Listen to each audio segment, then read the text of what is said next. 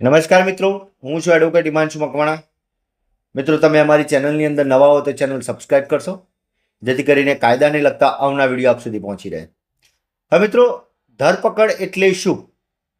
તમે સાંભળ્યું હશે કે કોઈ વ્યક્તિની ધરપકડ કરવામાં આવી છે, પોલીસે કોઈ વ્યક્તિની ધરપકડ કરી છે. તો આ ધરપકડ એટલે શું? તો જાણીએ તેના વિશે. ધરપકડ એટલે કાયદાની કોઈ પ્રક્રિયા હેઠળ કોઈ ગુના બદલ કે ગુનો થવાની શક્યતાના આધારે કોઈની અટકાયત.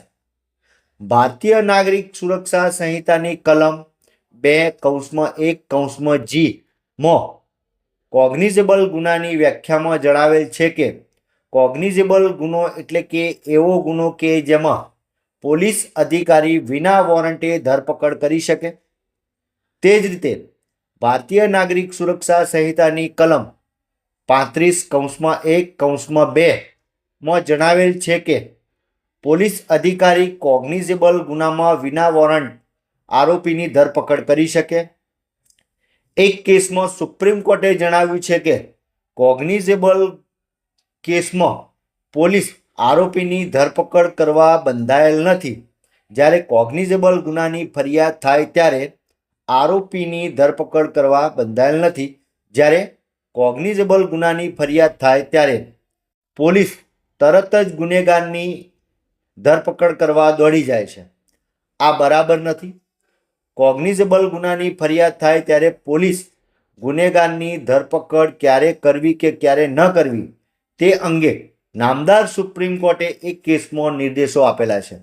એટલે કે મિત્રો, ધરપકડ એટલે કાયદાની કોઈ પ્રક્રિયા હેઠળ કોઈ ગુનો થવા બદલ કે ગુનો થવાની શક્યતાના આધારે કોઈ વ્યક્તિની અટકાયત કરવામાં આવે તો તેને ધરપકડ કહેવામાં આવે છે. પરંતુ કોગ્નિઝેબલ ગુનો બન્યો હોય એટલે પોલીસ અધિકારીને વિના વોરંટે તે વ્યક્તિને, એટલે કે જેની પર ફરિયાદ થઈ છે તે વ્યક્તિની ધરપકડ કરી શકે છે.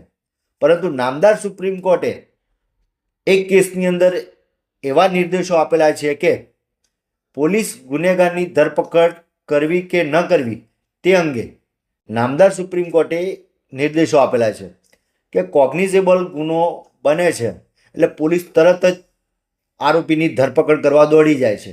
પરંતુ નામદાર સુપ્રીમ કોર્ટે જે કેસની અંદર નિર્દેશો આપેલા છે એ નિર્દેશો મુજબ પોલીસે ગુનેગારની ધરપકડ ક્યારે કરવી કે ન કરવી તે અંગે નામદાર સુપ્રીમ કોર્ટે નિર્દેશો આપેલા છે. એટલે માત્ર એવું નથી કે કોગ્નિઝેબલ ગુનો થાય એટલે પોલીસ તરત તમારી ધરપકડ કરી લે. તો મિત્રો, આ વિડીયો આપને ગમ્યો તો લાઈક કરજો, શેર કરજો, કોમેન્ટ કરજો.